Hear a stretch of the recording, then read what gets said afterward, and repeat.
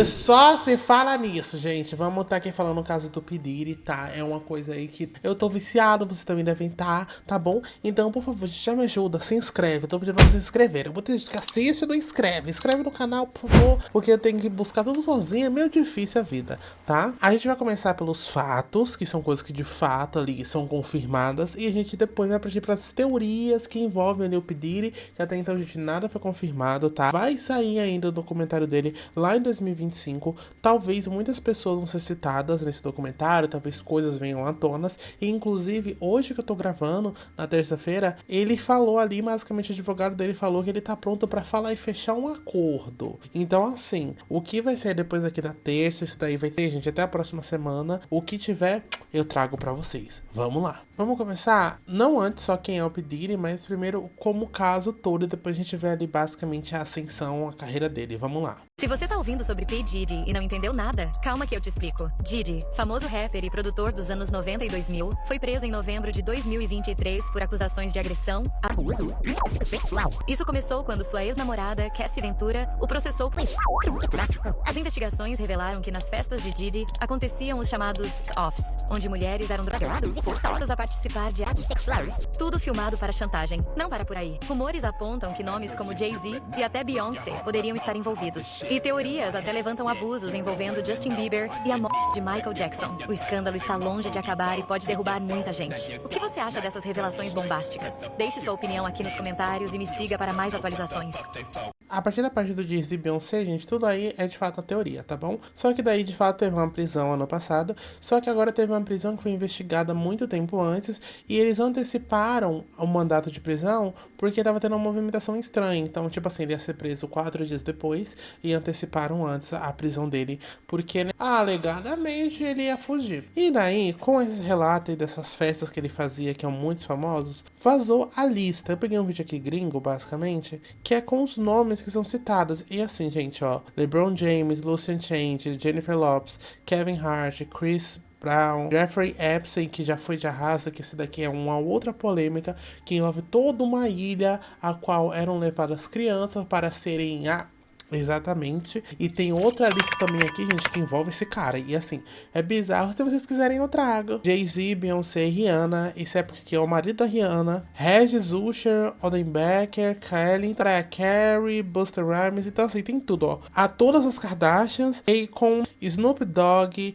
Will Smith, Megan Thee Stallion, Ice Spice, Saweetie, Doja Cat, Lizzo, R. Kelly, que tá preso também, era um parceiro do Diddy. Ele tá preso por uma outra questão aí que já vocês vão ver. Alicia Keys, Maluma, Kelly Rowland, Ciara, Naomi Campbell. Gente, sobrou pra muita gente. Jessica Alba, Demi Lovato, Travis Scott, Trump, Lil Kim e Obama. Então, assim, basicamente foram as pessoas que já estavam na festa do Diddy, a qual ocorria aí essa coisa aí meio doida, essas fotos muito estranhas aqui, que eram principalmente com garotos muito jovens, mulheres muito jovens na festa, ali, todo esse negócio de branco que me assusta, porque parece uma seita alegadamente. Aqui a conversa entre os rappers antes do horário, tá? Porque isso daqui, gente, era depois que uma certa pessoa chegava e daí todo mundo ia colocar roupa pra poder fazer o caos ali acontecer.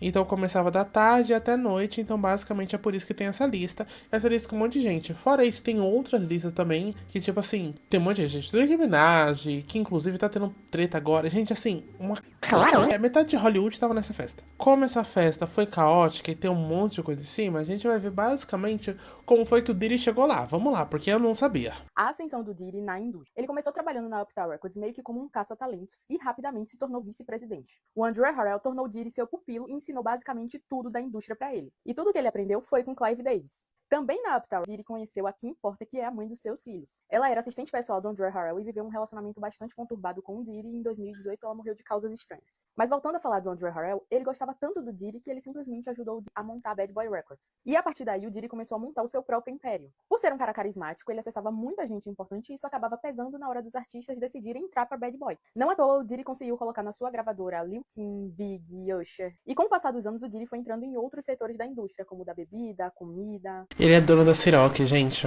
Sim, essa marca de bebida que tem muita música do sertanejo que fala, ele é dono da Ciroc. Estão passadas? Lembra desses dois caras que eu falei lá no início? Quando eu falei que eles ensinaram tudo pro Diddy, não foi só com relação a ganhar dinheiro, mas também deter poder. As festas, os atentados, as mortes, meio que ele aprendeu tudo com esses dois. Um fato curioso... A partir daqui já é alegadamente, tá, gente? Porque falou que ele tá envolvendo com um monte de coisa, com um monte de chantagem, várias sextape aí vazadas. Então, assim, a partir daqui é alegadamente, porque não dá pra saber de fato, gente. Eu gostaria muito que isso fosse de fato comprovado, porque, vamos falar, é meio que claro pra gente, mas judicialmente isso não veio a público, então não tem como a gente provar exatamente. Então fica só no imaginário, tá? A gente não comete o crime aqui de estar jogando fake news, né? Até principalmente eu não posso estar fazendo isso aqui no canal.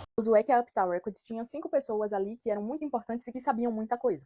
E dessas 5 pessoas só sobraram 2. Uma que passou bastante tempo na UTI e a outra que é o Diddy, que nunca aconteceu nada com ele. Nesse processo de ascensão do Diddy, é muito curioso como ele sempre é o sobrevivente dos ciclos sociais dele. Porque aqui ele gira muito em torno dele, até todo, né, o crescimento dele foi muito falado sobre tragédias que aconteceram de maneira geral, né, como ela falou, e que nunca aconteceu com ele, mas tipo, ele tava sempre próximo ali de alguma tragédia, tanto que futuramente, na frente a gente vai ver, mas tem teoria da conspiração, que ele também tá envolvido na morte do Michael Jackson, né? No envolvimento direto, mas envolvimento indireto, porque ele tem envolvimento com uma pessoa que tretava diretamente com o Michael Jackson, alegadamente tem envolvimento com a morte do Tupac, a morte do Big Notorious, que são artistas assim grandes, o Tupac é um grande rapper, o Big Notorious também, e tem toda uma rivalidade que foi construída em cima da empresa, que a gente vai entender já.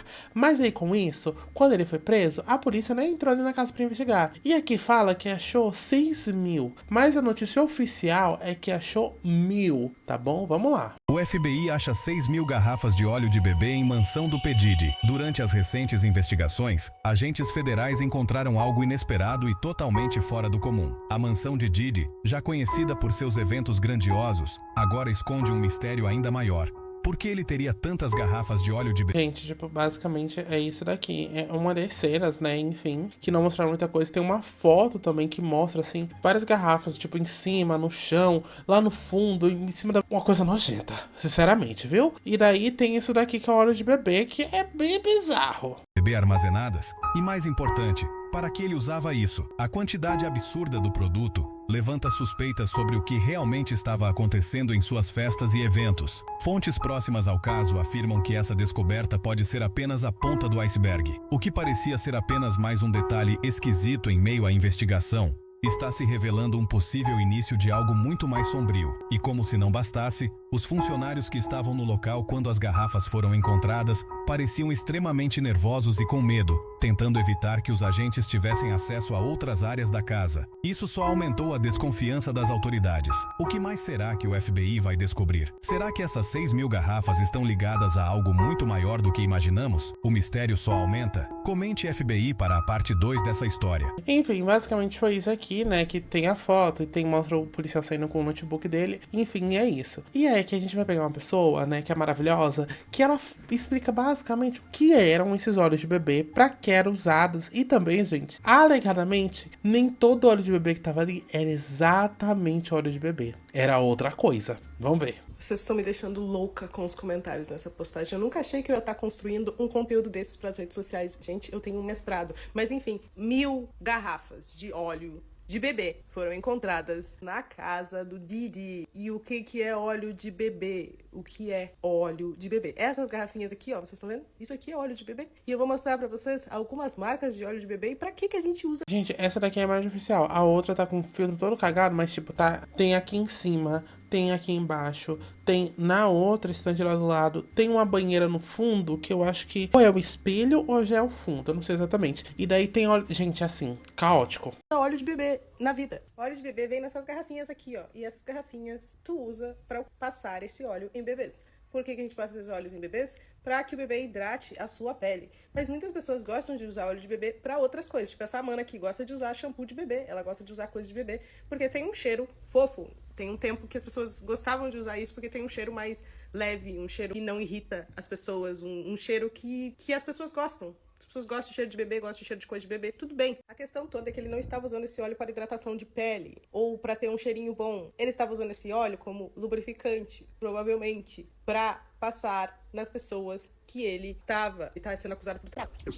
Então, essas pessoas que ele obrigava a participar dessas festas, e quem participava dessas festas era toda a galera que andava com ele, a galera da indústria da música. Inclusive, uma pessoa muito famosa, que vocês gostam bastante, chamada Jay-Z, já esteve nas festas dele. Todo mundo já esteve na festa dos Diddy, e chamavam essas festas de freak-ons. O que significa freak? Uma pessoa freak é uma pessoa muito safada, uma pessoa que faz uma coisa extremamente absurda e que gosta de safadezas sexuais. E freak, você chama essa pessoa de freak. E aí, freak on é tipo, agora é a hora da safadeza. Esse era o nome da festa dele. Esse era o nome. E ele tinha 1000, vocês sabem o número. E assim, gente, basicamente, tudo vale que tira o envolvimento do Jay-Z, mas é o seguinte, como vocês vão lá na frente sobre essa festa, tinha todo um comando, e tipo assim, basicamente todo mundo ia nessa festa, tá? Então isso é ponto, porque basicamente era o ponto principal da festa, era uma festa extremamente cobiçada, porque o pessoal fazia muito marketing e vendia, tá? Inclusive, tem várias aí pessoas que são conhecidas hoje, que são grandes, que acabaram fazendo um contato na festa do Diddy, e daí estão lá em cima, entendeu? Só que o que acontece? Aparentemente, essas freak-offs ou freak-on, né? Essas festas aí onde a qual rolava, qual o pessoal ficava todo de branco. Ai, gente, ai, nojeira. Acontecia depois que uma certa pessoa chegava. Então, a gente tem a lista das pessoas que foram convidadas pra essa festa. Tipo assim, a lista que a gente pegou desse ano, mas tem a lista de vários anos de pessoas que foram.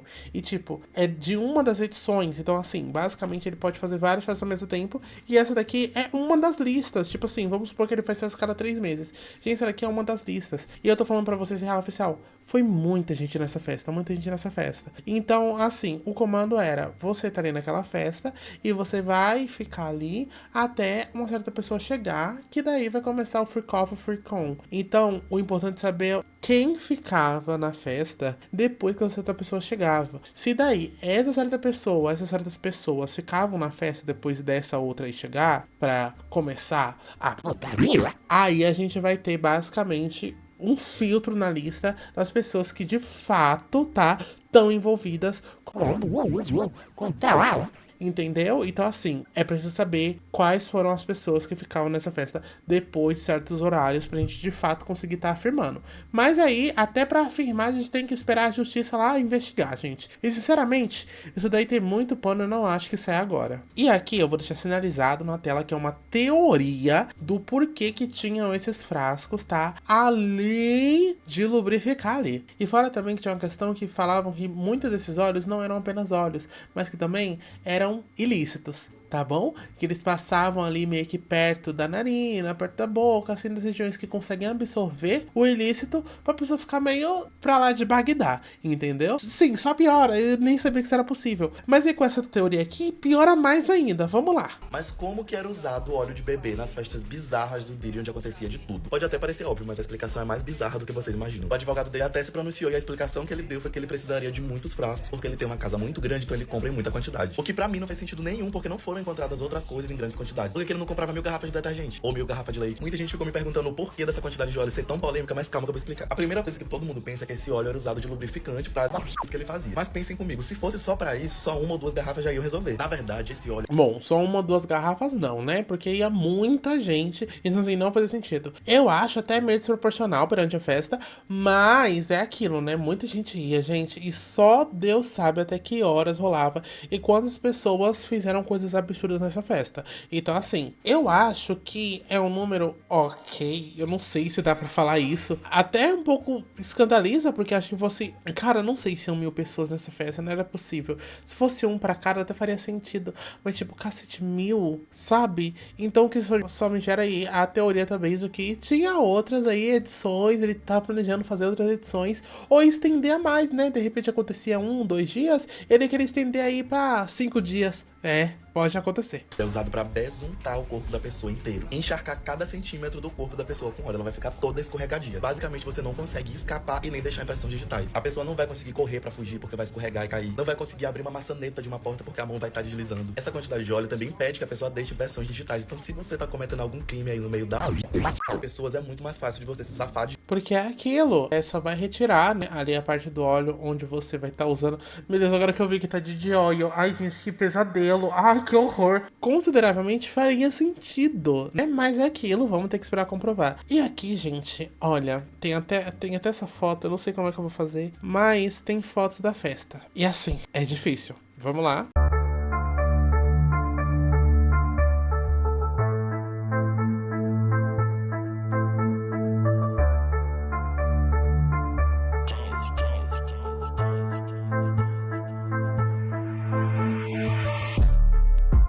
É, galera, olha aí que tava na festa, a J.Lo tá aqui. Aqui é a Ayla, gente, que a gente vai ver mais pra frente, basicamente sobre a questão de ela ter arrastado, e tem toda uma teoria em volta dela também, que envolve o Diddy, o Jay-Z, o R. Kelly. O R. Kelly tá preso. Aqui tem uma cama grandona branca, tá? Que é inclusive uma cama onde a gente gravou um vídeo falando que é a lista da festa, e cita os nomes, e fala o nome de Drake, gente, ele fala o nome de um monte de gente, essa cama grandona, que o pessoal relacionou muito com um dos clipes do Kanye West, que eu vou até mostrar pra vocês aqui. Aqui tá a cama, que é um dos clipes que o Kanye West fez, né? Eu censurei porque as pessoas estão desnudas. Enfim, e aqui tem tipo, acho que é o Jeff Epstein, eu não vou lembrar se é ele. Aí tem um que eu não vou lembrar, o Trump, uma cantora que eu não vou lembrar agora quem era a teoria, o Chris Brown, a Taylor Swift, um ator, a Cardi B, outro rapper, aqui eu não lembro também quem é, aqui uma das Kardashians e esse último que eu não vou lembrar, tá? Alegadamente seria isso. E foi inclusive, gente, esse clipe aqui que deu caos, que foi quando a Taylor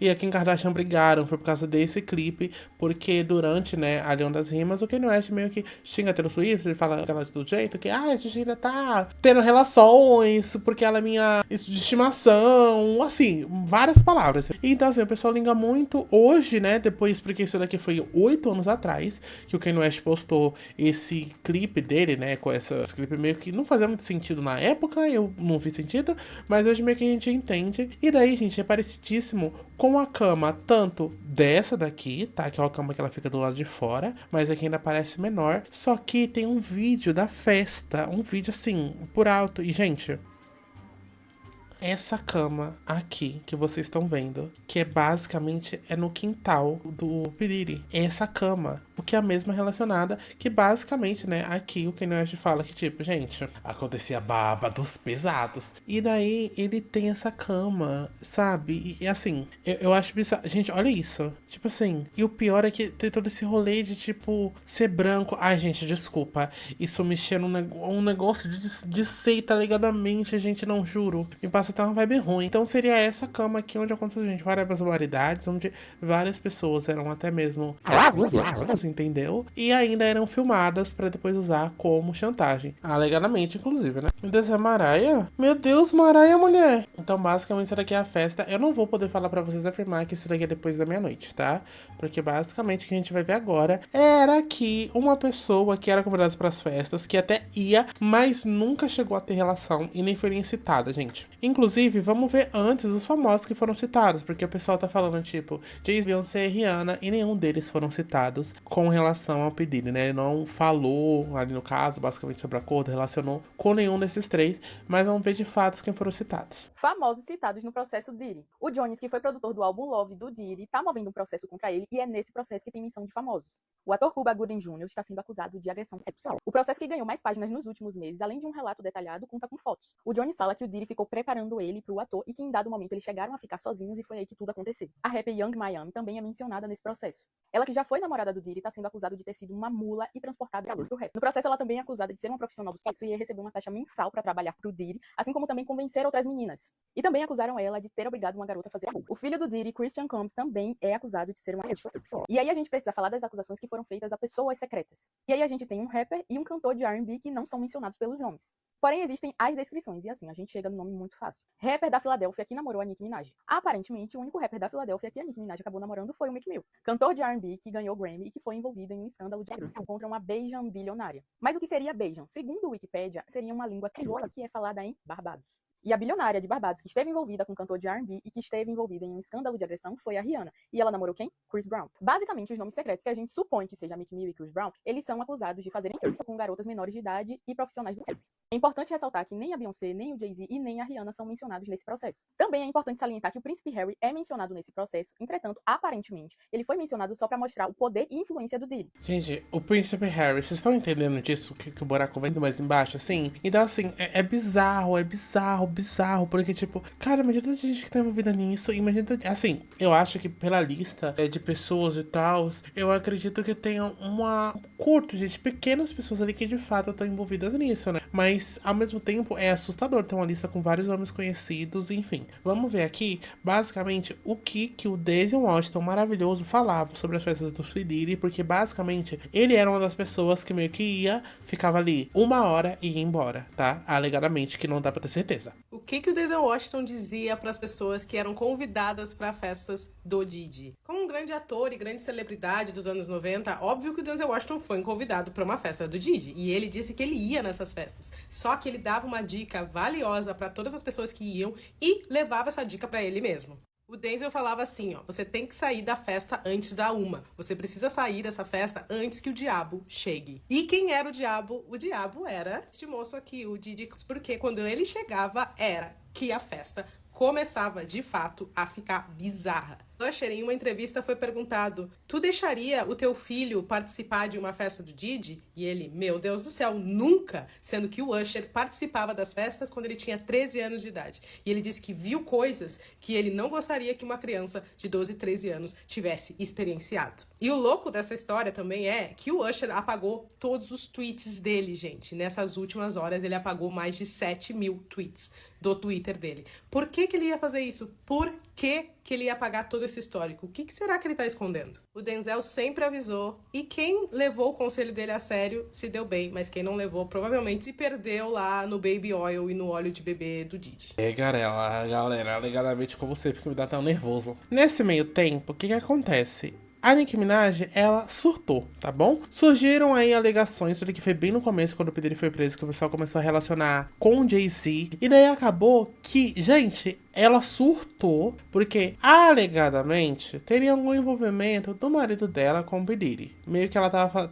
tentando enfiar o marido dela em algum lugar. E meio que pra livrar o marido dela, ela tava expondo ali o Jay-Z, a Beyoncé, a Roc Nation, né, que é a empresa ali. Agora tiveram um T-Down, no caso, que é aquele clipe do Feel Myself. Enfim, vamos ver aqui que a Nicki Minaj, sinceramente, depois de eu saber que ela literalmente perseguiu a menina que foi abusada pelo esposo dela, ela perseguiu judicialmente, gente, eu larguei a mão dela. Sinto muito. E a Nicki Minaj, que acabou de entrar na treta do Diddy, vamos falar sobre ela. A Nicki começou a fazer vários tweets desde sábado, falando muitas coisas, jogando pra fora várias coisas que ela tava assim, ó, trancada. Principalmente sobre o contrato que ela tinha com a Tidal, que é a empresa do Jay-Z. Vocês lembram desse clipe aqui do Feeling Myself, que não foi liberado pra gente assistir? Até hoje em dia não tem uma imagem decente desse clipe, porque ele era um clipe produzido pela Tidal. Porque a Beyoncé e a Nicki eram artistas dessa marca. Só que a Tidal foi vendida. E quando a Tidal foi vendida, ofereceram pra Nicki Minaj, ela falou aqui, ó, me ofereceram $1 milhão, um advogado veio falar comigo e me aconselhou que eu tinha que assinar em 24 horas se eu quisesse ganhar esse 1 milhão.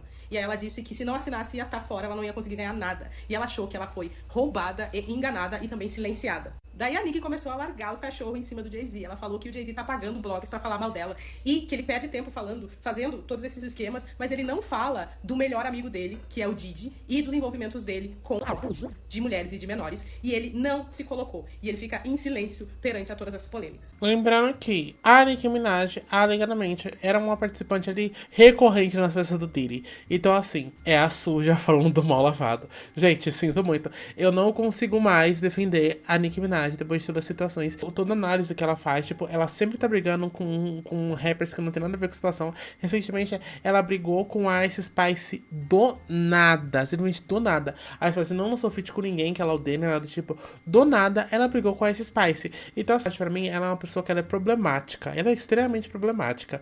E, ela abriu portas no rap, mas é aquilo. Não adianta nada você abrir porta e se trancar pra dentro. Então, assim, pra mim, a Nicki Minaj tá fora de cogitação. Depois que eu fiquei sabendo disso, que ela tirou do bolso dela pra pagar advogados pra perseguirem a vítima do marido dela, aquilo pra mim, gente, tipo assim, acabou. Pra mim foi demais. A Nicki afirmou que o Jay-Z sabia, e esse cara aqui também sabia desses abusos, e eles ficam em silêncio. E que esses abusos não foram descobertos agora, eles sabiam disso há muitos anos. E aí, Barbies, o que vocês acham dessas polêmicas? Se o Jay-Z sabia há muito tempo e ela sabia que o Jay-Z sabia há muito tempo, é porque ela também sabia há muito tempo e ela não falou nada, né? Isso aí, gente, agora, praticamente, que é o Diddy, ele foi processado por 120 pessoas e, em média, o que está sendo analisado de denúncia são 3 mil. 3 fucking mil. Acabou de acontecer uma coletiva de imprensa onde foi anunciado que mais de 120 pessoas entraram na justiça contra o Diddy por agressão sexual. A notícia é tão impactante que já saiu na NBC aqui, ó, com as afirmações do que aconteceu. Muitas alegações já estavam sendo feitas sobre ele, né? Mas digamos que o assunto, cada dia que passa, ganha mais audiência e mais pessoas processam ele por essa situação. Com isso, aconteceu uma coletiva de imprensa nessa terça-feira pela manhã, onde o advogado Tom... E lembrando que esse processo, gente, não são sobre famosos. Esse processo é sobre pessoas rotativas que trabalhavam na festa, tá bom? Então, assim, alegadamente são também deve ter ali famosos, mas são mais quietinhos. Mas muitas das pessoas são de rotatividade de pessoas que trabalhavam tanto pro Diddy ou pra qualquer outra pessoa e que trabalharam, foram contratadas para essa festa, tá? Igual tem um alegado conto de que tinha uma moça que ela ia ali nas festas e que depois de, sei lá, 3, 4 festas que ela ia, que ela não ficava até ele chegar, enfim, e rolar o freak off, acabou que ela foi meio que obrigada, porque ela já tava em muitas festas e acabou que talvez, alegadamente, ela pode ser uma das pessoas que denunciou o P. Diddy. Então assim, gente, são muitas alegações e são muitas teorias e não tem uma confirmação, eu fico desesperado, eu quero informação. Ai. Tony Busby, lá do Texas, afirmou que estará representando 120 pessoas nos novos casos de acusação contra ele.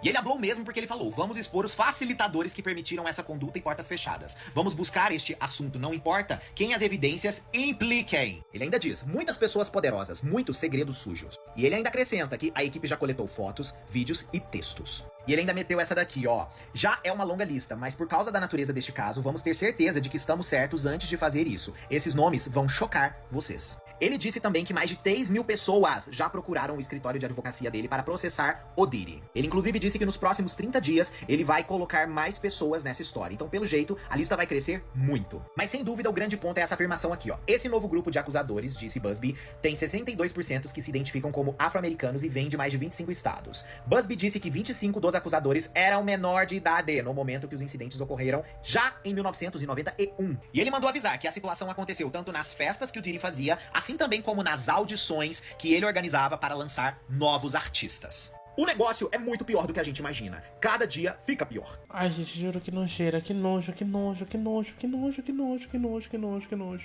E agora, a gente vai entrar na seara, tá bom? Na seara de teorias envolvendo, gente, assim, as teorias, galera. Galera do céu, é cada coisa, juro, assim, é bizarro, vamos lá. Uma das primeiras teorias, as principais, seriam que o Usher, ele foi pelo P. Diddy, tá bom? E pra se livrar, ele criou uma relação com o Justin Bieber pra presentear o P. Diddy com o Justin. Gente, assim, sério, vamos lá. A relação do Usher com o Diddy. O Usher surgiu muito cedo na música e com uns 12 anos ele já estava fazendo parte desse meio, porém a mãe dele que era empresária. O Diddy vê muito potencial nele e além de empresário ele vira um representante legal. A produtora do Diddy tinha um tipo de república onde os artistas moravam. Que tipo de pessoa, que tipo de responsável dá o contrato pra um cara desconhecido? Aí o empresário vai lançar ele e tal. Meu irmão, tipo assim, você é mãe, por que você vai dar literalmente na mão da pessoa a guarda do seu filho praticamente? Gente, sério, isso pra mim, nossa, pelo amor de Deus. O Usher era criança no meio dos adultos. Ele já falou algumas vezes sobre ter visto muita coisa do Big e da Lil Kim e que ele vivia uma vida de adulto com 14 anos. A vida amorosa do Usher sempre foi um caos e pode ter muita relação com o Diddy. Isso porque o primeiro relacionamento muita gente acha que foi PR. Porém, no relacionamento dele com a Temika, parece que o Diddy teve que mexer os pauzinhos pra não... PR, no caso, gente, se eu não me engano, é referente a quando uma pessoa é muito nova e a outra é muito velha, né? E, tipo assim, menor de idade e com pessoas mais velhas se relacionando com menor de idade. Ou também relacionada a... que é basicamente, né, ali tá na mesma onda. Então, assim, pode ser isso, não lembro exatamente. A carreira dele. A mídia americana cobriu o divórcio deles, tipo o caso do Johnny Depp. E na época havia uma teoria da conspiração sobre a morte do enteado do Usher. Tanto que ele deu uma entrevista pra Oprah e negou tudo. No final das contas, a Temika saiu passando de louca. O escândalo da Epps também é um indicativo da influência do Diddy na vida amorosa do Usher. Algumas pessoas moveram um processo contra o Usher por ele ter passado em... Na época, ele e a equipe deram uma declaração que não pegou bem em lugar nenhum e posteriormente eles entraram em acordo com as vítimas. E aí a gente começa a falar do Justin Bieber. O Usher meio que apadrinhou o Justin e foi responsável por aproximar ele do mundo do hip hop e consequentemente do Diddy. Tanto que tem um vídeo do Justin bem novinho ao lado do Diddy, o rapper mostra alguns carros pra ele falando que vai realizar os sonhos da vida dele. dele, e o Justin parece bem desconfortável. Com a revelação em cima do Sean, todo mundo deduziu que essas duas pessoas aqui seriam vítimas e que o Usher possivelmente virou um tipo de facilitador. Um fato curioso é que o Usher não teve convívio com o pai dele, ele já falou abertamente sobre isso, e todas as vezes que ele menciona, ele coloca o Diddy meio que nessa figura paterna. Ele fala que tudo que ele aprendeu com o Diddy, então acaba sendo uma situação complicada. Se o Justin de fato for uma das vítimas do Diddy, que eu acho muito possível, eu não acredito que o Usher tivesse muito poder pra impedir. Tanto por muito provavelmente ele ter sido vítima, quanto por ele ter o Diddy como uma figura paterna. Fica ligado no perfil porque vai sair mais vídeos explicando a relação do Diddy com outras pessoas. Gente, que nojeira. E o pior é que continua, vamos lá. Mais teorias que comprovam que o Diddy estava de caso com muitos jovens meninos menores de idade. Lembrando que teoria não comprova nada, tá, gente? Isso daqui a gente entrou na seara de teorias da conspiração, tá? Aqui nada é comprovado. Sai da boca dos influencers que acham que é FBI, é jornalista. Vamos lá. Pra falar sobre isso, a gente precisa falar da Kim Porter. A Kim Porter foi a primeira esposa do Diddy, eles têm filhas gêmeas e eles foram casados por muito tempo. Só que a Kim Porter morreu misteriosamente aos 47 anos. Por que eu digo misteriosamente? A Kim Porter estava escrevendo um livro sobre o Diddy quando ela tinha 47 anos e esse livro estava tendo vários trechos sobre as festas que ele fazia, os freak-offs, e sobre como que ele iludia meninos menores de idade e também tinha fitas. Ela falava sobre as fitas nesse livro, que ele gravava tendo relações com meninos menores de idade. E alegadamente essas fitas, né, de fato é uma das teorias que não só essas fitas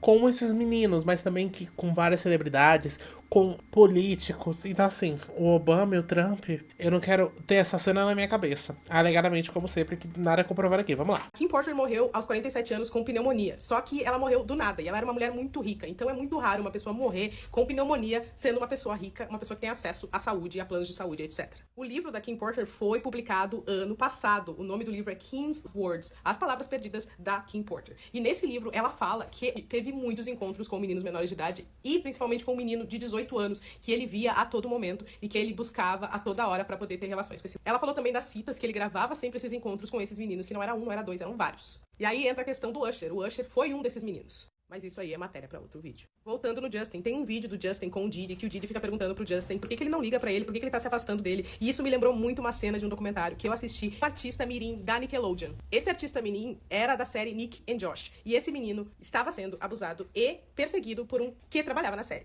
Acho que é Drake e Josh, acho que ela falou errado. Inclusive, gente, essa questão da Nickelodeon tem muita relação com a ilha de Epstein, que eu acho que eu vou trazer, gente, porque senão vai ficar confuso. Mas era uma ilha também onde aconteciam vários abusos com crianças, enfim. Empresários iam, um monte de pessoas iam, tem uma lista enorme. A Oprah tá envolvida, tanto na festa do P. Diddy, tanto nessa. Então, assim, e tem outras celebridades, assim, outros atores grandes, assim, relacionados. E daí meio que a ilha de Epstein tem aparência em ligação com a Nickelodeon. E daí esse menino, que eu não lembro se era o Drake ou se era o Josh, ele falou que ele era constantemente tocado em lugares desconfortáveis pelo diretor da Nickelodeon. E teve uma vez que ele dormiu no set, ou dormiu em algum lugar X. E quando ele acordou, esse cara, né, que eu acho que hoje tá preso, que tem um documentário, o cara estava se autoestimulando em cima dele. Tipo assim, ele deitado e o cara em cima, perto dele. Gente.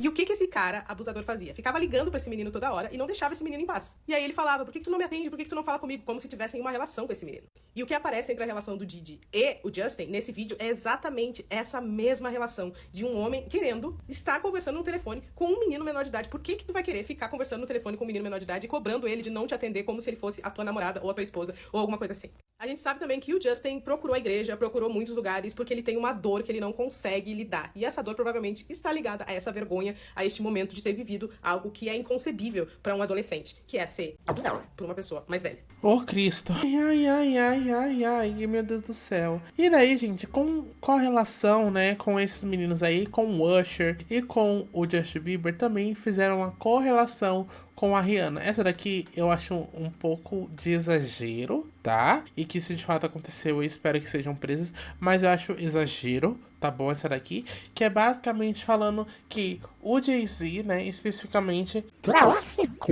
a Rihanna, tá bom? Vamos lá. Nem não só como traficou ela ali, né, mas que meio que vendeu o corpo dela pra P. Diddy e outros produtores, outros... Ai, vamos ver. A descoberta da Rihanna é considerada estranha e suspeita. Aparentemente, quando tinha 16 anos, a Rihanna ficou sabendo que tinha um produtor musical visitando Barbados, que é a cidade dela, e ela foi atrás dele pra fazer uma audição. Ela conseguiu cantar pra esse cara em um hotel, e no dia seguinte ela viajou sozinha com ele pros Estados Unidos. O produtor levou ela pro Jay-Z, ela cantou, ele gostou, e eles assinaram um contrato às 3 da manhã. Ou seja, a Rihanna com 16 anos, cercada de homens, assinando o contrato e em um país que não era o dela. O mais bizarro é que o pai dela só chegou nos Estados Unidos no dia seguinte que ela já tinha assinado o contrato. Muita gente acha que a Rihanna pode ter sido traficada, porque o Jay-Z era muito próximo do R. Kelly. Na época que a Rihanna foi descoberta, já rolavam os processos de investigação contra o Kelly. Além de ser uma pessoa que questionou o processo de descoberta da Rihanna, a Jaguar falou sobre o hentai. Tanto a teoria da Jaguar quanto a teoria da conspiração de maneira geral acham essa capa sombria. Isso porque eles acham que é uma noiva bebê suja de sangue, mas de maneira geral o projeto visual do último álbum da Rihanna é meio estranho. Eu confesso que acredito em parte nessa teoria da conspiração. E acho até que isso acaba justificando essa aversão da Rihanna com o mundo da música. Porque depois do hentai ela lançou o quê? 3, 4 músicas? Então, isso daqui, sobre essa questão de se afastar da música, é uma boa cantora. Não quer dizer que a pessoa vai ficar pra sempre na música, gente. Infelizmente, sabe? Eu acho que não faz sentido, mas ao mesmo tempo faz, não sei dizer. Porque essa questão dela ter aversão à música, não é que ela tenha aversão à música, mas é que ela se encontrou em outro lugar e a música, consequentemente, é muito exaustiva e contratos abusivos. E, gente, assim, é muito difícil você se estabelecer na música hoje em dia. Graças a Deus, aqui no Brasil, principalmente, lá fora também, tem a possibilidade de a gente ser artista independente. Só que todo o dinheiro sai do nosso bolso, a gente não tem uma gravadora. Então, assim, pra até você conseguir ter liberdade criativa num contrato, você precisa ser artista independente. Foi uma coisa que aconteceu com a Megan Thee Stallion. Ela ficou artista independente, rompeu o contrato, né, com um cara que era mega abusivo também no contrato. Rompeu o contrato com ela e todos os clipes que saíram depois que ela rompeu o contrato foi do bolso dela. Até que, acho que atualmente a Sony, ou outra empresa, viu ela e fechou o contrato, mas com total liberdade criativa. Porque eles viram que prender a liberdade criativa dela não fazia sentido, porque ela é, inclusive, uma mina de ouro. Então, assim, até pra você ser notado, a empresa vir até você meio que tem que tirar dinheiro do seu bolso, sabe? E a Rihanna, ela passou, gente, por diversos contratos, muitos assinados também no começo, assim, da carreira pela Roc Nation, né, que é a do Jay-Z, depois ela aí saiu e daí foi indo pra outras, enfim, foi vendo ali. Então eu acho que ela tem um trauma referente a contrato, porque é muito complicado, e também a lidar com coisas internas, sabe, não necessariamente abuso, mas tipo, gente, isso é muito chato e isso é muito exaustivo. E acredito que ela se encontrou, gente, sendo marqueteira e influencer. Acabou, entendeu? Até porque é mais fácil, você não tem que enfrentar gente chata o tempo todo, não tem que ficar cantando pros gays. Eu acho que o maior trauma dela são os gays, tá bom? E daí não tem que ficar cantando pra gay e tá tranquilo em casa recebendo seu dinheirinho e sendo mãe, que é praticamente o sonho dela e que ela ama ter filho. Então eu acho que é isso, eu não acho que seja de fato, ela tem esse trauma, essa versão à música. Não, eu só acho que a empresa era extremamente abusiva na época, até porque, gente, é uma mulher negra, né? Então as coisas já não eram fáceis. Com isso, né, rondando ali a questão da Rihanna, que já citaram o Usher, já citaram o R. Kelly, já citaram o J. Rule, já citaram, enfim, o pessoal chegou no Jay-Z e implicaram com o Jay-Z, gente. Meu Deus do céu, como implicaram com o Jay-Z, galera. O pessoal tem que entender que tem que ter prova, galera, nem adianta. E o pior é que não foi nem o Jay-Z, que é uma relação direta. Enfiaram a Beyoncé no meio, tá? Mas eu vou falar no final o que eu acredito e o que eu não acredito sobre essas teorias, todo esse caso. Vamos lá. O Jay-Z vai ser o próximo a cair. No início da carreira, o Jay-Z se juntou ao Dash, que era o seu melhor amigo, e fundaram uma produtora. E aqui a gente precisa falar da Aaliyah, que foi a cantora que morreu em um acidente de avião. Ela era uma das grandes apostas do R&B e era mentorada pelo R. Kelly, que acabou casando com ela em segredo. Quando ela se livra do Kelly, ela vai pra produtora do Jay-Z e do Dash e ambos se interessam por ela. Ela acaba escolhendo o Dash, confidencializa ele, que foi uma das vítimas do Kelly, e ele acaba contando pro Jay-Z. Então, aqui basicamente, né, eu baixei pra vocês verem que aqui é o seguinte, né, tem essa Ayla, que a gente vai ver a história dela agora, que ainda tá onda no coração, porque ela é pra ser uma artista incrível, gente, juro. Ela tinha uma rixa muito grande, não tinha rixa, né, mas em destaque, assim, tava ela e a Beyoncé e tal, e daí tava nisso, o pessoal esperava, criou muita expectativa em cima dela, só que acabou que ela faleceu. Tem teoria em volta disso, a gente vai ver. E assim, aqui basicamente falam que é toda uma teoria de irmandade, sabe? Que meio que o Jay-Z, tá? Já falando, antecipando. Quer dizer, o Jay-Z arrastou a Ayla porque ela largou o amigo dela e foi pra um cara concorrente e alegadamente ia expor abusos que ela sofreu durante o cara. E lembrando que esse cara aqui, eu vou até voltar a foto, que é aquele dali do canto com a camisa de futebol, gente, que é o R. Kelly, tá? Esse daqui, que é o R. Eu vou mostrar a foto aqui em tudo pra vocês verem. Esse R. Kelly, ele foi preso aí recentemente. Ele foi preso no caso ano passado. Ele vive saindo da prisão, gente. E basicamente ele teve envolvimento com a Ayla quando ela era menor de idade, quando ela tinha 12 anos. E eles assumiram o namoro quando ela tinha 14.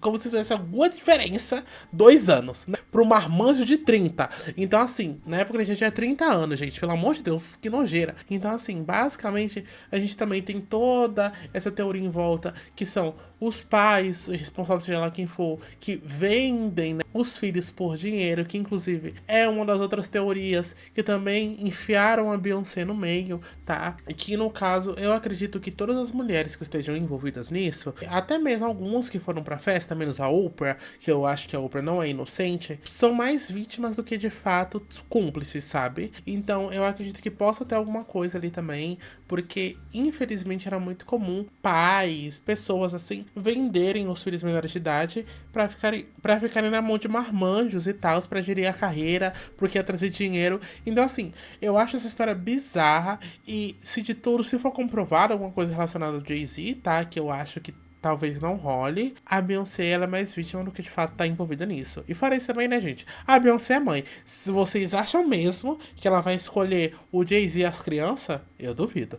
Vamos lá. Quando ela se livra do Kelly, ela vai pra produtora do Jay-Z e do Dash e ambos se interessam por ela. Inclusive, essa questão de casando em segredo, sim, gente, eles de fato se casaram, tá? O R. Kelly casou com ela quando ela tinha 15 anos. Olha que saudável. E daí, só que, né, foi revogado, porque, tipo, não fazia o menor sentido esse casamento. E, de fato, ele tinha um contrato cerimonial. Bizarro. Vamos lá. Ela acaba escolhendo o Dash, confidencializa ele, que foi uma das vítimas e ele acaba contando pro Jay-Z. E a história fica muito estranha, porque 6 meses depois da morte da Lia, o Jay-Z faz um álbum colaborativo com o Kelly. Então a amizade deles dois acaba e o Dash foi uma figura importantíssima pra ajudar a pegar o Kelly. Como se não bastasse isso, o Jay-Z tem uma amizade de mais de 20 anos com o Diddy. Sempre houveram suspeitas de que o Sean poderia ser o mandante da morte do Tupac. E uma das pessoas que acabou se beneficiando com a morte do Tupac e do Big foi o Jay-Z. Especialmente naquela época, o hip-hop se beneficiava muito da rivalidade dos rappers, e com a morte do Pac e do Big, a rivalidade Nas e Jay-Z ganhou destaque. Uma das pessoas que pode ser a chave da queda do império do Jay-Z é a Jaguar. Além de ter falado sobre a situação da Lia e confirmado que o Jay-Z teria sim envolvimento com a morte da cantora, ela falou sobre a Rihanna. Ela contou como o Jay-Z acabou descobrindo a Rihanna e fechando o contrato com ela e como era esse processo de mentoria. Particularmente, eu acho muito difícil o Jay-Z ser amigo do Kelly e do Diddy e tá completamente limpo.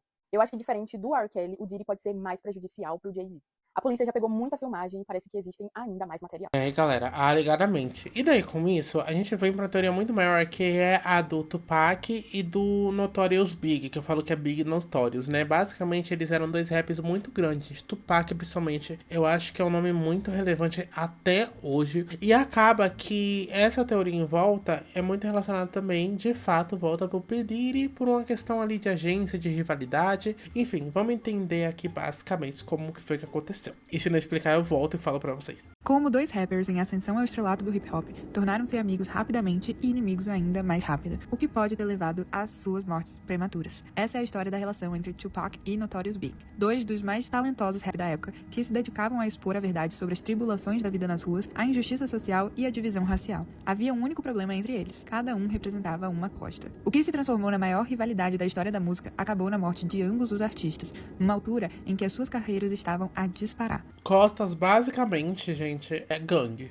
Tá, vou dar aqui os nomes dos boys, que é basicamente gangues, né? Que os dois ali faziam parte dessas. Eles eram amigos, mas estavam em gangues diferentes, então certas ideias não batia. Tinha toda a luta revolucionária ali pra questão de igualdade, equidade racial, nesse destaque maior, mas em outras coisas meio que tinha esse debate ali entre as gangues, tá? Basicamente é o nome popular aí, vamos lá. Tupac foi assassinado a tiro em 7 de setembro de 1996 e morreu 6 dias depois, enquanto Big, também conhecido como Notorious Big, foi morto 6 meses depois, em 9 de março de 1997. Nenhum dos assassinatos foi solucionado, mas o que não restava dúvida é que a relação dos dois iniciou como uma boa amizade. Nascida no bairro do Harlem, em Nova York, como Lisa Brooks, a mãe solteira de Tupac mudava a família com frequência na tentativa de escapar das áreas de alta criminalidade. Eles foram primeiro para Baltimore e depois para Marine. Gente, assim, é todo um caos, assim, então essa questão de gangue e tal, os que falam, também eu não sei se é verdade, mas sendo dois homens pretos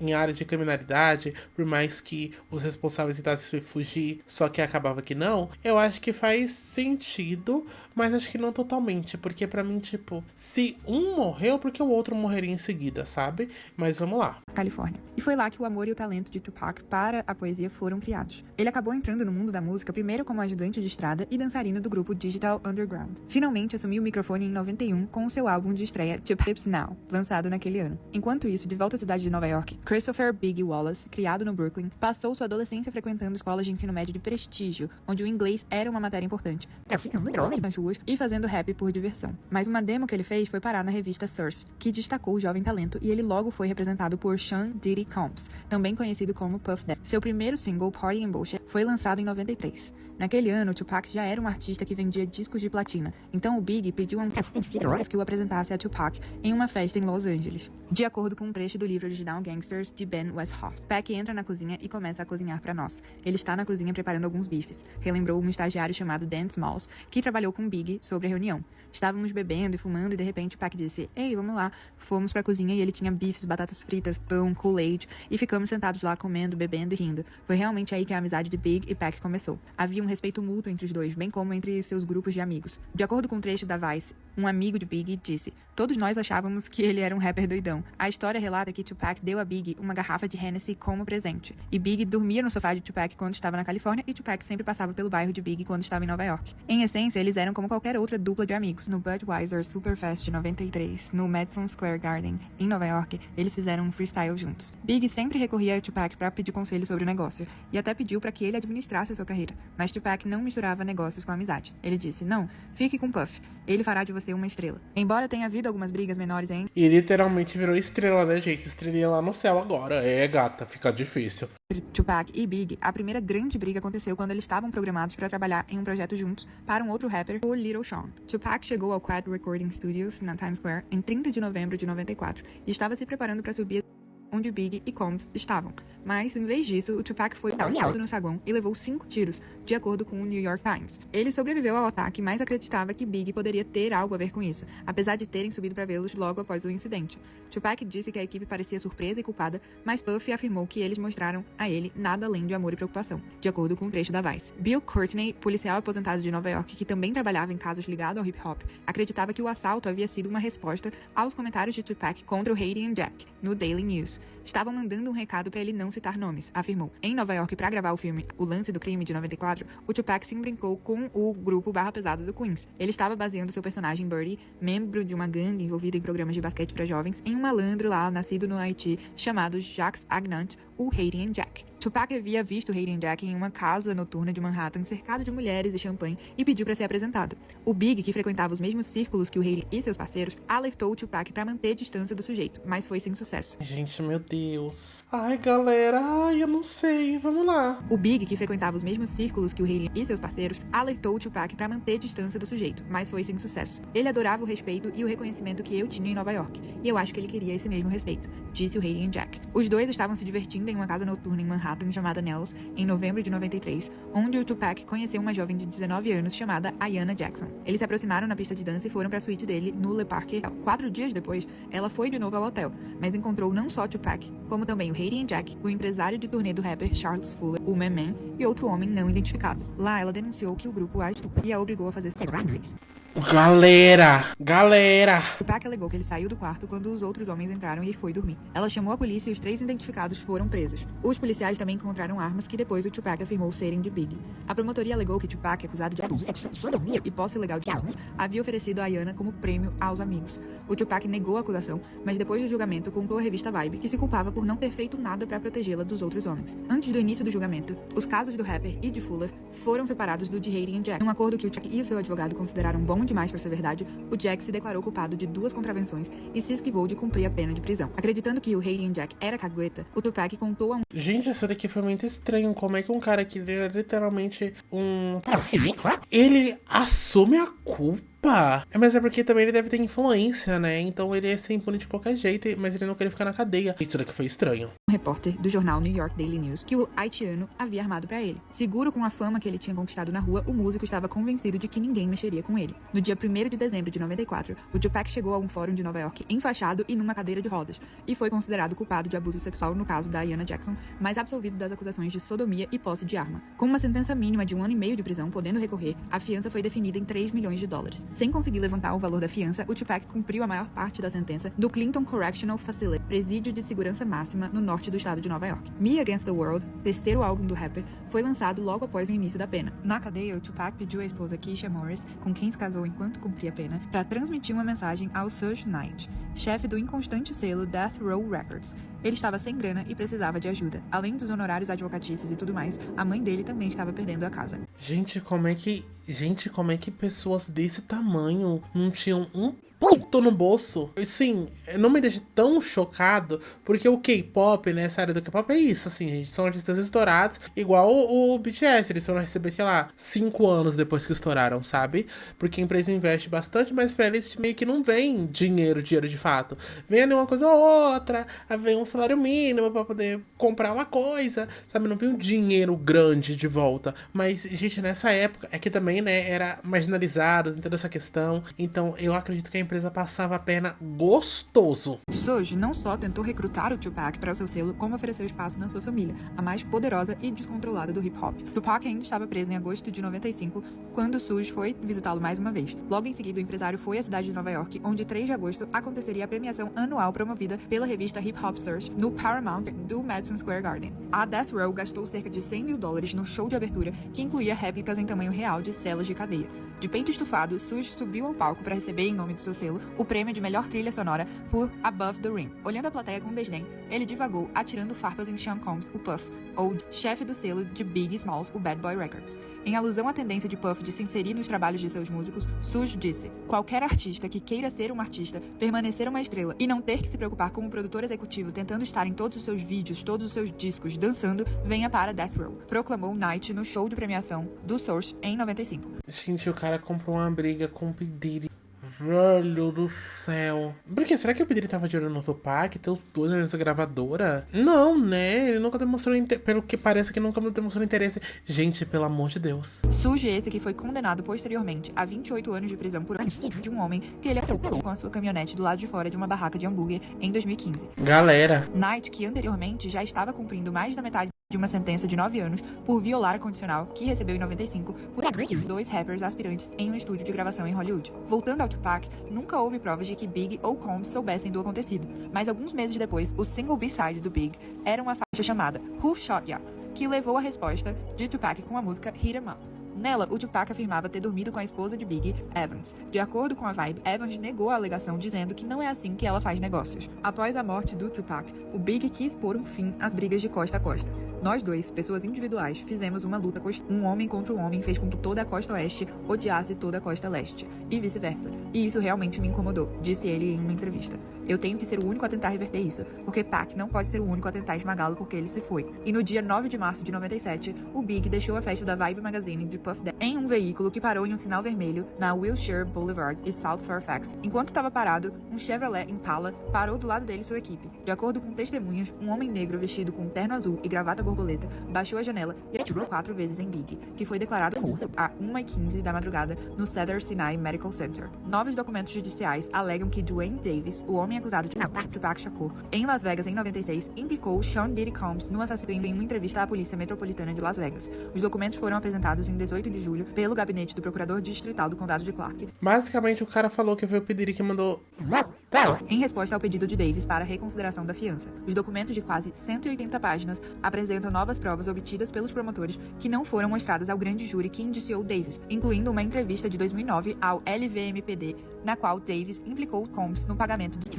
Em nota de rodapé nos documentos... Mano, ele literalmente mostrou o recibo, transferência bancária do que o P. Diddy fez pra ele poder... O Big. E não foi. E o júri não julgou isso. Alegadamente também, né? Não vou dar certeza, tô até com medo. Promotores dizem. Davis afirmou publicamente que apenas denunciou a si mesmo e não estava tentando fornecer provas contra ninguém em suas conversas com a polícia. No entanto, essa declaração desmente essa afirmação, pois sugeriu que Sean Combs pagou a Eric Von Martin $1 milhão pelos assassinatos, bem como se ofereceu para estabelecer um telefonema.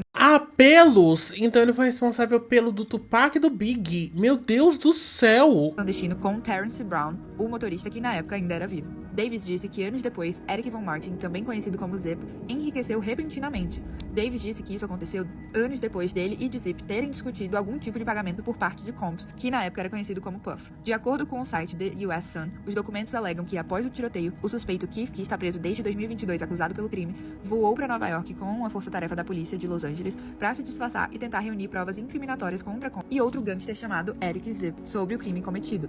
Ainda segundo o site, a polícia perguntou a Keith se Combs havia pago pelo assassinato durante o interrogatório, e ele confirmou que sim, antes de acrescentar: "Eu gostaria de nunca ter conhecido Puff Daddy. Juro por Deus, ele arruinou a minha vida, cara. Eu era rico, tava sobre o radar, só isso, cara, desapareceu tudo." Ainda não se sabe se o caso resultará em uma intimação ou indiciamento ao Diddy. Caralho, gente, o caso antigo porra, ele nunca foi julgado. E aqui é uma foto do P. com os dois. Gente, pelo amor de Deus. E daí, basicamente, aqui, né, foi feito isso, né? Teve esse rolê pra poder dar destaque ao Jay-Z e o R. Kelly. Gente, isso... Gente, tô saindo da teoria, meu Deus. E daí, aqui, a gente vai ver um trecho, talvez vocês vão ver só com a letra falando, tá? Que é uma música que irritou bastante, que foi do J. Cole, agora sim, porque tava falando, J. Kelly é outra pessoa. O J. Cole, ele só é um cantor X aí, tá, da vida, que provavelmente ele também deve ter alguma relação com o Diddy, tá? Em 2005, se eu não me engano, ou foi antes disso, não sei o ano ao certo, enfim, e daí foi lançada essa música, gente, né? Só que eu acabei de saber recentemente que essa música foi bloqueada no YouTube dos Estados Unidos, né? Que onde tá rolando toda essa treta.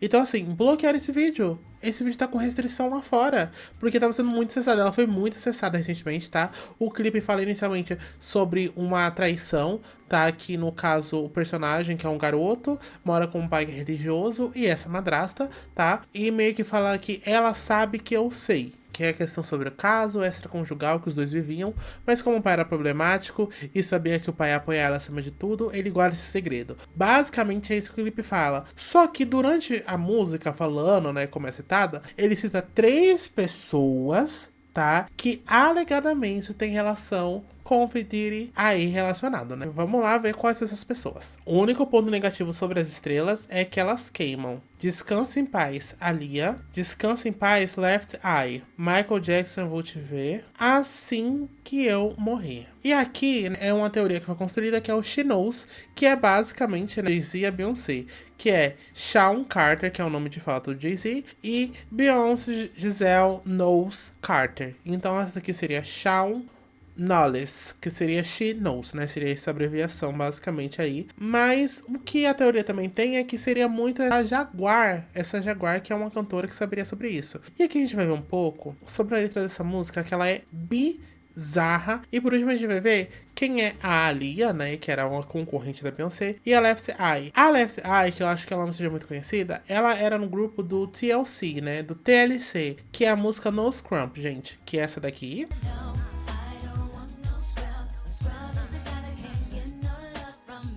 Tá, ela seria basicamente essa daqui, tá? Que é a rapper. Então ela seria essa daqui, tá? Que é a rapper, enfim, que é do clipe, que ela mostra... Acho que ela faz um rap no final, né? Ela aqui seria a Left Eye, tá? Que essa era na música. Só que a gente vai ver antes como é que foi a letra dessa música, porque eu acho... Ai, é bizarro! Essa aqui é uma das músicas mais macabras de todas e realmente tem muita coisa estranha nela. A letra, teoricamente, explica até como mataram o Michael Jackson. Mas eu já aviso que o vídeo vai ser meio longo porque tem muita coisa... A letra não explica, tá? Só cita isso. Michael Jackson, eu vou te ver assim que eu morrer. É só isso que fala. Pra falar sobre essa música e eu juro que vou me esforçar pra não ter parte 2. Vou falar tudo que eu sei sobre essa música nesse vídeo aqui. Então vamos direto ao ponto. She Knows, o nome da música, em português significa Ela Sabe. Já a melodia da música é bizarra porque ela é um sample de uma outra música chamada Bad Things, de uma banda chamada Cult. Basicamente, a música que ele sampleou foi Coisas Ruins, de uma banda chamada Culto. E tem esse fundo branco, o cara tá vestido de branco, e a menina tá festejando. Ai, gente, sério, tô saindo da série de teoria, tô ficando doido. Vamos lá. Acontece que a música Bad Things do Cult também tem um sample, e é o sample dessa música que é bizarro. Tem a música She Knows, que é sample da Bad Things, e a Bad Things, que é sample de outra música, que basicamente ele usa, né, como é falado na música, ele usa ali, gente, esse sample no fundo, e basicamente fala assim, ó: saia correndo e nunca volte, corra corra pra longe, corra pra longe, corra pra longe. Que mostre pra eles que sua cor agora é preto. Eu estou correndo pra longe, correndo pra longe, correndo e nunca mais voltando, corra.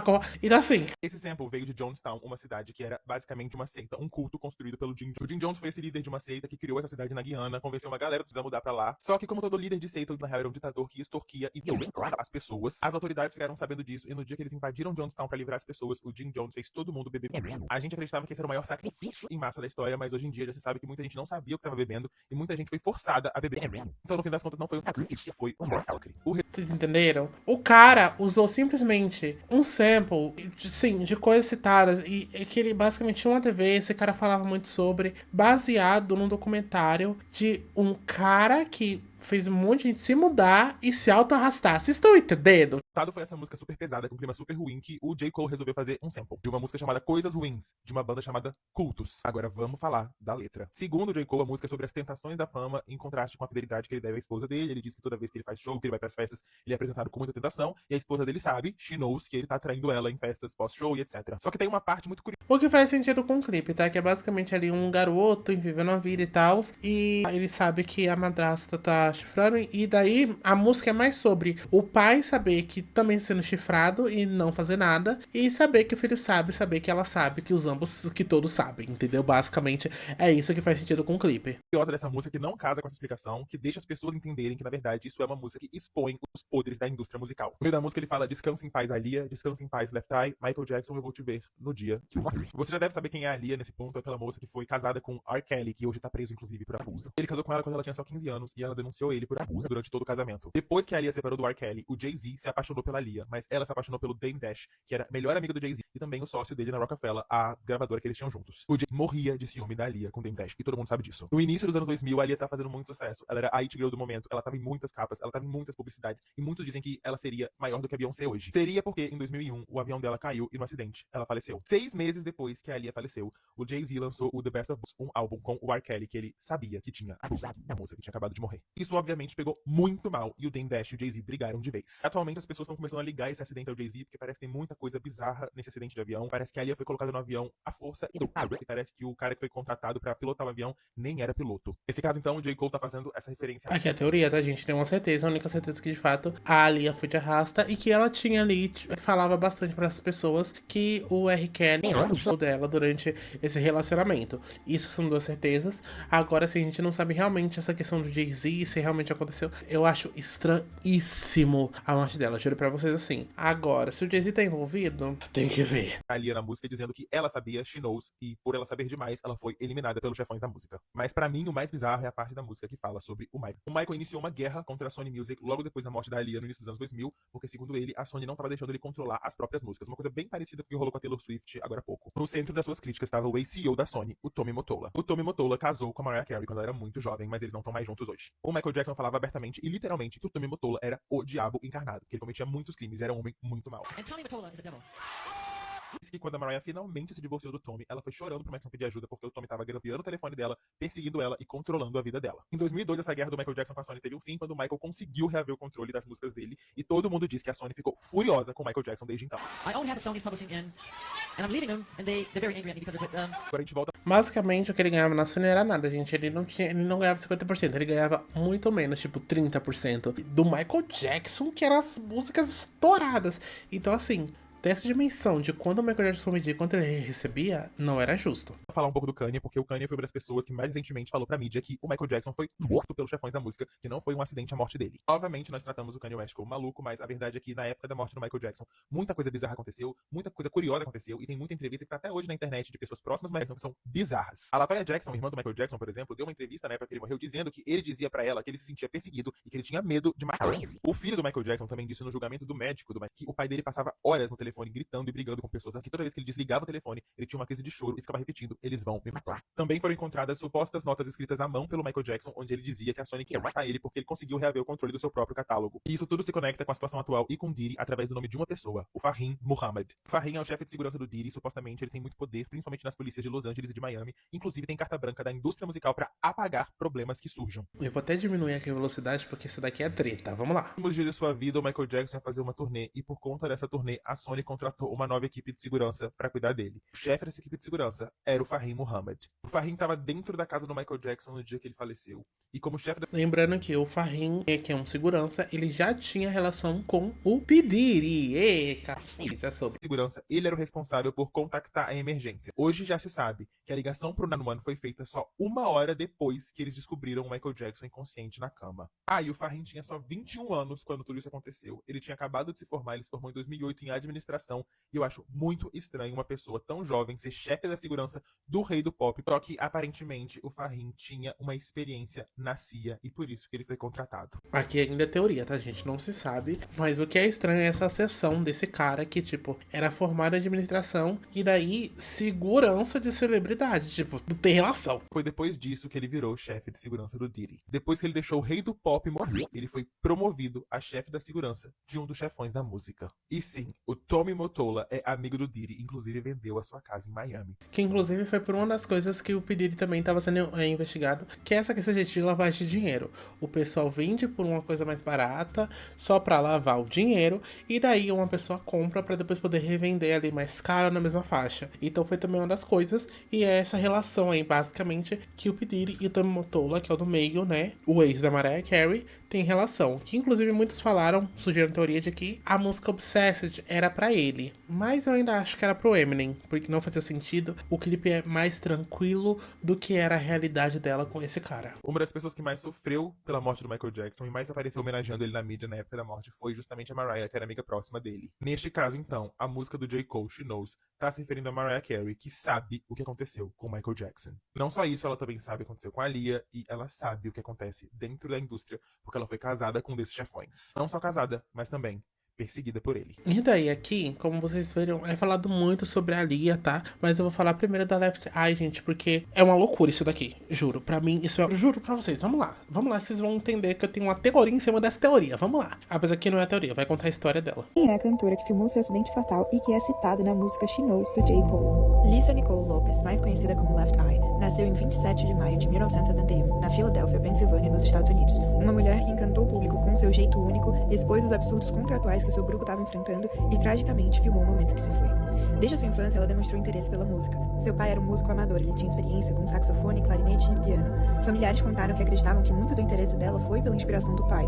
Aos 13 anos, os seus pais se separaram e ela passou a morar com a sua avó. Ela continuou com a sua paixão pela música e pela dança. Aos 19, ela teve a grande chance da vida dela quando houve um casting aberto para um novo grupo feminino em Atlanta, e assim se formou o TLC. T de Tion T-Boss Watkins, L de Lisa Lopes e C de Rosonda Chili Thomas. Lisa adotou o apelido de Left Eye depois de outra artista dizer que gostava do olho esquerdo dela, e ela aproveitou o gancho para promover sexo seguro para suas fãs jovens usando uma camisinha na armação do óculos. Porque ela tinha essa pinta no olho, gente, tipo, era meio destaque, sabe? Por isso que... direito? Esquerdo? Não lembro em português como é que é. O TLC foi um sucesso estrondoso. Teve 4 singles número 1 nos charts e 4 álbuns multiplatina, transformando-as no maior grupo feminino da época. Apesar disso, seus irmãos também falaram sobre o problema de bebida que ela enfrentou desde a adolescência. Seu pai bebia muito e, como uma forma de se aproximar, ela começou a beber com ele. A partir de seus 15 anos, os encontros para beber passaram a ser frequentes com ele. Ele também era bastante violento com a mãe dela, em que a irmã de Lisa relata que frequentemente havia alguma briga em casa. No dia que o seu contrato do TLC foi assinado, o seu pai foi encontrado morto após uma briga bêbado com seu próprio primo. Para a irmã, quem mais sentiu a perda foi Lisa. Afinal, eles tinham se aproximado bastante. Frequentemente, a Lisa era expulsa de bares e jogos por causa do seu comportamento agressivo ao bebê. Inclusive, ela até foi levada ao tribunal por causa desses incidentes. A sentença foi suspensa, mas foi exigido que ela participasse de um aconselhamento para alcoólatras. Quanto mais sucesso o grupo atingia, mais a sua relação com a bebida piorava. Em 94, durante um relacionamento instável que ela teve com o ex-jogador de futebol americano Andre Rison, após uma briga, Lisa ateou fogo nos tênis dele dentro de uma banheira. Em questão de minutos, o fogo ficou fora de controle e consumiu a casa inteira. A Lisa foi levada novamente ao tribunal e dessa vez enfrentou a acusação. Ela foi sentenciada em liberdade condicional e enviada a um centro de tratamento para alcoólatras, mas ela resistiu fortemente ao tratamento. No topo de todas as paradas musicais, o que o público não esperava era que logo após ganhar 2 Grammys, elas dariam uma entrevista falando que estavam o mais falidas que se pode estar. Lopes afirmou que o grupo entrou com um pedido de recuperação judicial no ano passado após uma disputa acirrada com a própria gravadora, mergulhando ainda mais em dívidas simplesmente por se apresentar na cerimônia. Afinal, porque dezenas de milhares de dólares seriam deduzidos dos futuros ganhos de royalties do grupo para reembolsar a gravadora pelas despesas incorridas pelo TLC, seus dançarinos e a equipe de estrada para tocar no evento. Entrevistadores perplexos questionaram como seria possível que elas tenham vendido mais de 10 milhões de cópias e estarem falidas, ao que Lisa respondeu: acredite, você pode vender mais de 10 milhões de cópias e ainda assim ficar sem dinheiro se você tiver pessoas gananciosas por trás. E continuou: eu espero que entremos para a história por sermos algo mais do que apenas mais um artista famoso que foi roubado, disse enquanto o grupo aguardava a decisão final de um juiz federal em Atlanta sobre o seu pedido de falência. É difícil acreditar que um grupo possa vender 14 milhões de discos e ainda ser tratado tão mal. Mas adivinhe, esse é um negócio cruel, cheio de indivíduos gananciosos que se aproveitam de jovens artistas ingênuos. Todo mundo nos trata como estrelas agora, exceto a nossa própria gravadora, disse Watkins do TLC. Quando assinamos o nosso contrato, tínhamos a impressão de que se vendêssemos um monte de discos, eles nos dariam um negócio melhor. Mas não importa a quantidade de discos que a gente venda ou os prêmios que a gente ganhe, eles simplesmente nos tratam como lixo. Até porque eram 3 mulheres pretas no topo, né? Então, assim, isso tem nome, mas a gente disfarça. Em 2002, a Lisa viajou com seus irmãos e amigos para um retiro de desintoxicação em Honduras, chamado USHA. Marcado por polêmicas medicinais, o USHA foi criado pelo Dr. Sebi, herbalista e naturalista que acreditava que podia curar todas as doenças do mundo com um tratamento natural baseado em plantas, chegando a dizer que a AIDS poderia ser uma cura difícil para os outros, mas que para ele era facílimo. Poucos dias antes de sua morte, Alissa estava no banco do passageiro enquanto a sua assistente dirigia. Uma família estava atravessando quando apenas um menino ficou do outro lado da rua. A mãe pediu para ele esperar, mas ele correu na direção dela e o veículo o acertou em cheio. Ele foi levado ao hospital, mas não resistiu. A irmã de Lisa conta que ela ficou muito abalada, principalmente porque o sobrenome do garoto também era Lopes, e ela acreditava que deveria ter sido ela no lugar dele. Em muitos momentos, ela comentava que sentia que a sua hora estava perto de chegar, e isso era mais uma prova disso. Tem, inclusive, gente, vídeos sobre que foi documentado, né? E antes dela falecer, ela tava muito estranha. Ela tava falando que o sol tava estranho, que o clima tava estranho. Ela ficava meio nos cantos, assim, parada. Sabe, tipo, atrás de uma árvore, assim, parada, meio que encarando a árvore. Ela ficou muito estranha durante esse período, até ocorrer o acidente que ela, infelizmente, faleceu. Ela, inclusive, guardou os sapatos do garoto. Em 25 de abril de 2002, ela chamou o pessoal para ir a um local que ela gostaria de fotografar. Segundo a irmã, era coisa de 10 minutos de deslocamento. A Lisa dirigia enquanto o cameraman no banco do passageiro gravava enquanto ela estava com a mão no volante e a outra segurando um pequeno pacote de cartas da Coca-Cola. A irmã dela, que estava no banco de trás, relatou que estava incomodada com ele gravando a Lisa com esse pacote nas mãos. Então ela pediu para dar uma olhada, mas no momento que ela pega o objeto e olha para frente, o carro já estava perdendo o controle. O veículo rodou várias vezes até parar em uma vala. Lisa, que estava sem cinto de segurança, foi jogada para fora do carro pela janela e morreu instantaneamente. E uma das coisas que a teoria também mandaram, né, por ela alegadamente era que estava mais avulsa nessa treta aí com a gravadora, de reaver, né, o dinheiro, enfim, de ter algum dinheiro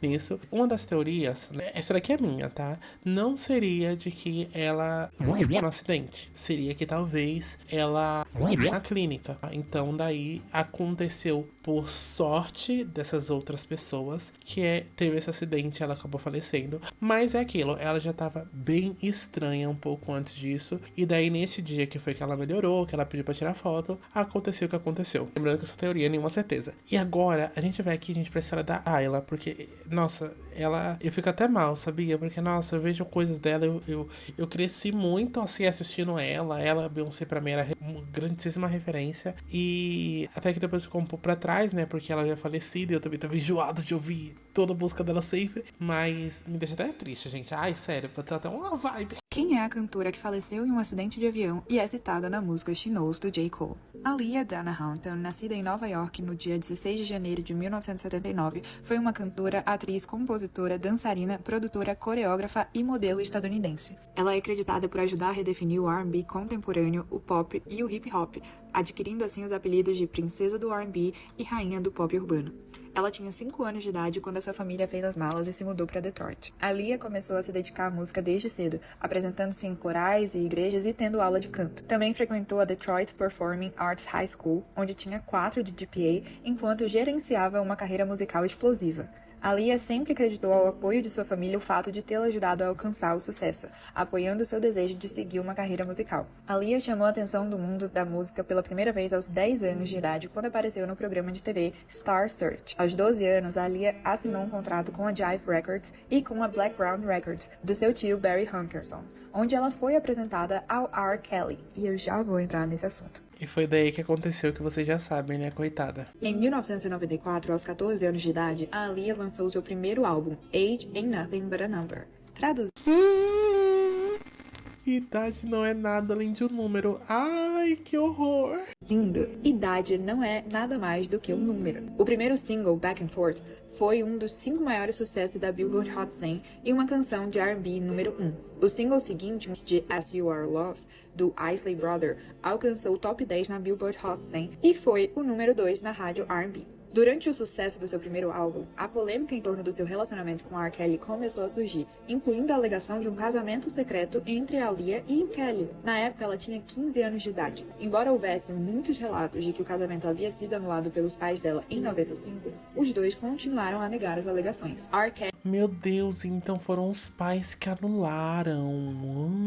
Meu Deus. Ele atualmente cumpre uma pena de 30 anos por uma condenação de extorsão e tráfico sexual, além de uma sentença que está sendo cumprida simultaneamente, em que ele foi condenado em 2022 por 6 das 13 acusações, 3 por produzir e 3 por alisar de menores de idade. Quando a Aaliyah começou a gravar Age Ain't Nothing But a Number na Chicago Recording Company em Illinois em 93, o Kelly era a mente criativa no estúdio, atuando como escritor e intérprete, além de produzir o projeto. O vencedor do Grammy chegou a dar o nome ao álbum da Aaliyah e se tornou a influência motriz da sua carreira, segundo o Jeff Sledge, que trabalhava na Jive nessa época. Em janeiro de 95, a Vibe aparentemente confirmou que os rumores de casamento eram verdadeiros e publicou uma reportagem bombástica junto com uma suposta cópia da certidão de casamento dos dois. O documento registrava a data de 31 de agosto de 94, com o casamento realizado em Rosemont, em Illinois. Embora a data de nascimento e a idade de Kelly, 27 anos na época, estivessem corretamente registradas na certidão de casamento,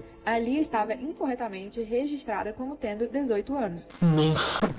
Meu Deus do céu. Embora tivesse apenas 15 anos de idade na data do casamento. Nenhuma das partes jamais afirmou publicamente que haviam trocado votos, embora Aaliyah tenha supostamente, a pedido da sua família indignada, solicitado a anulação do casamento em Detroit no final de 95. Com base em vários relatos, ela foi obrigada a cortar imediatamente os laços profissionais com Kelly e os dois nunca mais trabalharam ou foram vistos juntos publicamente. 2 Porque isso foi um furdunço, gente. Eu imagino o tamanho do escândalo. anos mais tarde, a Aaliyah entrou com uma petição em Illinois para que a certidão de casamento invalidada fosse eliminada do seu registro. Um juiz do condado de Cook supostamente concedeu a ordem e selou os documentos em 97. De acordo com o Chicago Sun-Times, o pedido da Aaliyah em 97 ocorreu na mesma época em que o Kelly estava em litígio com uma mulher de 20 anos que estava processando o rapper em 10 milhões de dólares por supostamente ter feito sexo com ela quando ela tinha entre 15 anos e ele 24. Jesus Cristo, e primeiramente que é litígio. Meu Deus do céu, esse cara é podre. É um termo que se refere a uma disputa judicial entre duas ou mais partes. Ah, tá, então ele já tava com um processo nas costas, entendi. Ambas as partes acabaram concordando com um acordo de 250 mil dólares. Inclusive, uma ex-dançarina do Kelly testemunhou em tribunal que viu o artista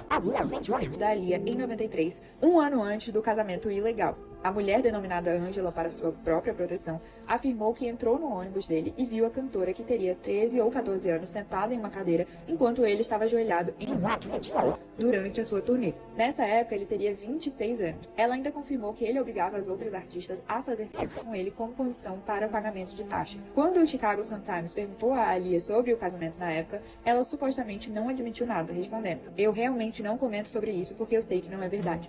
Quando as pessoas me perguntam, eu digo: ei, não acredite em toda essa bobagem. Nós somos próximos e as pessoas levaram isso pro lado errado." Segundo o Metro, o porta-voz da Aaliyah também disse na época: "Quando o R. Kelly vem à tona, ela nem fala o nome dele e ninguém tem missão pra perguntar sobre isso." Em 2016, no entanto, Kelly se abriu um pouco sobre o seu relacionamento com a Aaliyah. "Eu a descreveria como melhor amiga. Amigos profundos", disse ele à revista. "Eu diria que eu tava apaixonado pela Aaliyah, mas de uma forma diferente, como um amigo." Você tinha quase 30 anos nas costas. Não é pra você se apaixonar por uma pessoa de 15. Não. Quanto aos rumores de casamento, ele acrescentou: Bem, por causa do falecimento da Aaliyah, como eu sempre disse, em respeito à mãe dela, que está doente, o pai dela, que já faleceu, eu nunca terei essa conversa com ninguém. Por respeito à Aaliyah, à mãe dela e ao pai dela, que me pediram pra não fazê-lo pessoalmente. Mas posso dizer que eu a amava, que ela me amava e éramos muito próximos. Éramos, você sabe, os melhores amigos. Na época da sua morte, a Aaliyah estava namorando o cofundador da Rockefeller Records, Damon Dash. Apesar de nunca terem se tornado noivos formalmente, em entrevistas concedidas após a morte da Aaliyah, o Dash falou que o casal tinha planos de se casar.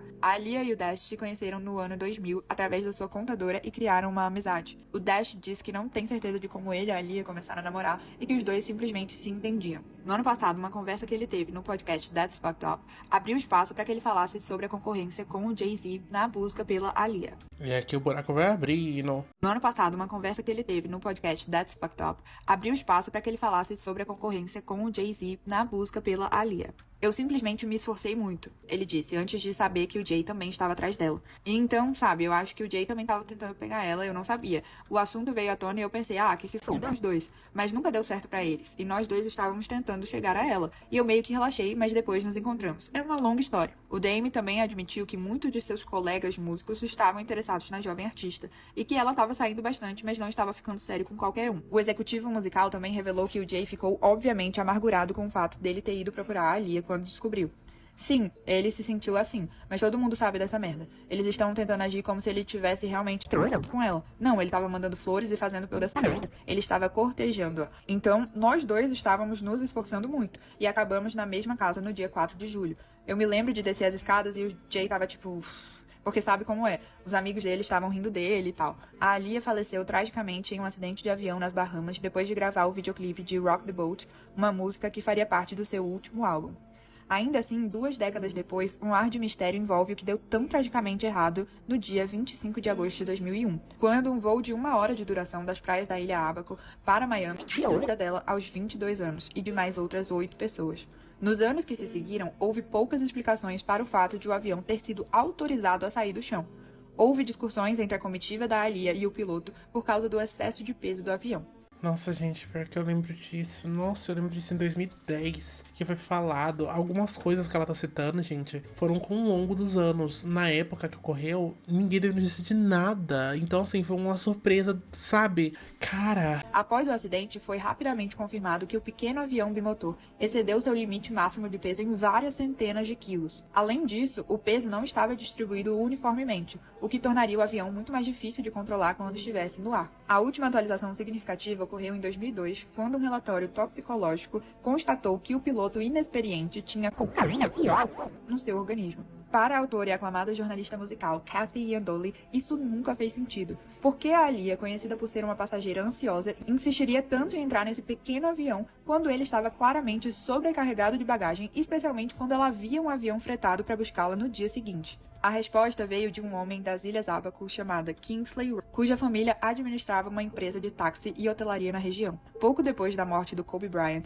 em fevereiro de 2020, o Russell fez um vídeo no YouTube já excluído, descrevendo como o acidente de helicóptero foi um gatilho, pois o fez lembrar do dia em que ele viu a Aaliyah sendo levada a bordo do voo fatal enquanto ela dormia, desmaiada por um comprimido que um membro da sua equipe havia lhe dado. Minutos depois de ver a comitiva carregando a Aaliyah adormecida para dentro do avião, apesar dos seus protestos anteriores contra o embarque, o Russell disse que se lembra de ter ouvido o som inesquecível da aeronave se chocando contra o solo. Como já estava sofrendo um atraso de 2 horas devido à chegada tardia do avião, o Russell afirmou que a Aaliyah ficou ainda mais nervosa quando finalmente viu o pequeno avião e se recusou a embarcar. Ao mesmo tempo, o piloto insistia que o avião seria muito pesado com 8 passageiros, incluindo o guarda-costas da Aaliyah, de 90 quilos, e toda a sua bagagem e equipamento de vídeo. A equipe do aeroporto e a Aaliyah tinham um senso comum de que o avião estava acima do peso, disse Russell no livro. Resistindo à sua equipe, a Aaliyah entrou na van do táxi reclamando de dor de cabeça e disse que iria tirar um cochilo rápido. Enquanto isso, a sua equipe continuou tentando convencer o piloto a levá-los com toda a sua bagagem, de acordo com Russell. Por fim, o Russell disse que um membro da equipe da Aaliyah foi ver como é que ela estava e a cantora reiterou que não queria entrar num avião minúsculo e que estava com dor de cabeça. Foi então, segundo Russell, que o membro da equipe apresentou um comprimido,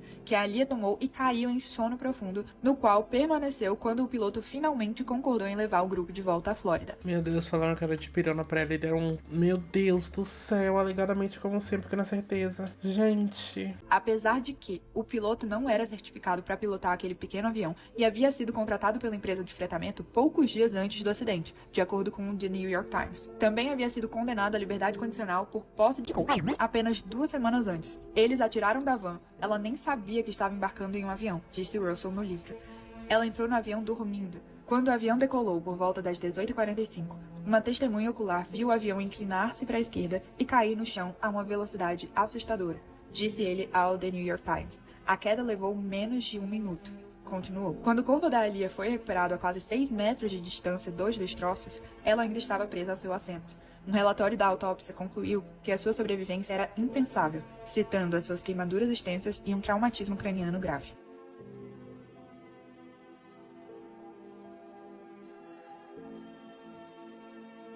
Meu Deus. E por último, gente, eu vou só falar aqui rápido porque o vídeo já tá longo pra um cacete. Tinha uma das pessoas que ela tinha, né, contrato com o P. Diddy, enfim, e que ela sabe muita coisa e já falou muito mal de vários artistas que depois estavam na lista do P. Diddy, né, na lista da festa do P. Diddy. Só que assim, eu fico meio atrás. Se você é uma pessoa que você sabe podres de muitas pessoas, é porque essas pessoas podres confiavam em você.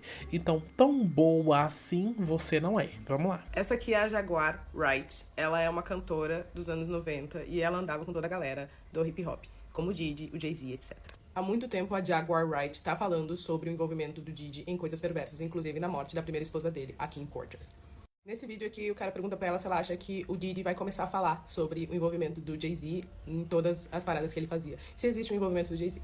E ela fala que eles deveriam falar sobre o envolvimento deles na morte da Kathy White, que é uma mulher que supostamente estava grávida do filho do Jay-Z, enquanto a Beyoncé estava grávida da Blue Ivy, na primeira gravidez da Bey.